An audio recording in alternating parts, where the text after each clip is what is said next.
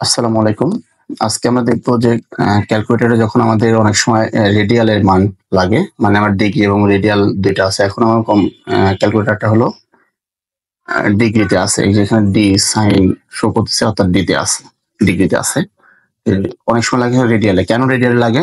আমি একটা যদি কসের মান এই ধরুন বের করতে চাই, যে আমার কসের মান ছিল 2.5, এটা আমি মানটা বের করব। দেখো 9999 আসছে। আবার যদি আমি কসের এখানে মানটা চেঞ্জ করি, আমি 35 করলাম। দেখা গেল তাও মান কিন্তু একই রয়েছে, মান কোনো পরিবর্তন হচ্ছে না। সেক্ষেত্রে আমাদের কিন্তু রেডিয়ালটা ইউজ করতে হয়। যেমন রেডিয়ালটা ইউজ করলে এই মানটা হয়ে যায়। আমি এটা দেখাবো।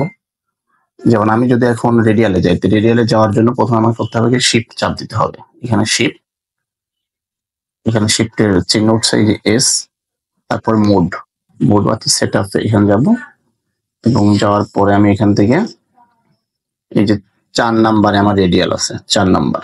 আমি 4 এ চাপ দিলে আমার হলো রেডিয়ালে চলে গেল এবং এখানে যে আর লেখা শো করতেছে এখানে এখন, অর্থাৎ রেডিয়ালে চলে গেল। এখন আমি যদি কসের মানটা তখন মতন দিই, সেটা হলো 25।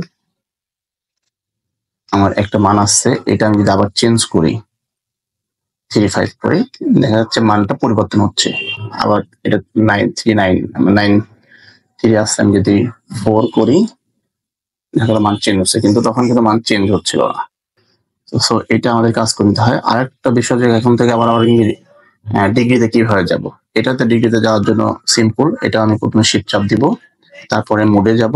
এখান থেকে 3 নাম্বারে আমার হলো ডিগ্রি আছে 3, আমি 3 এ চাপ দিলে ডিগ্রিতে চলে গেল। এখন আমার ক্যালকুলেটর আগে যেরকম ছিল সেরকম গেল। ধন্যবাদ। এরকম ভিডিও পাইতে অবশ্যই চ্যানেলটা সাবস্ক্রাইব করবেন এবং লাইক, কমেন্ট এন্ড শেয়ার করে রাখবেন, যাতে এই ভিডিওটা আপনার যে কোনো মুহূর্তে দরকার হলে দেখতে পারেন।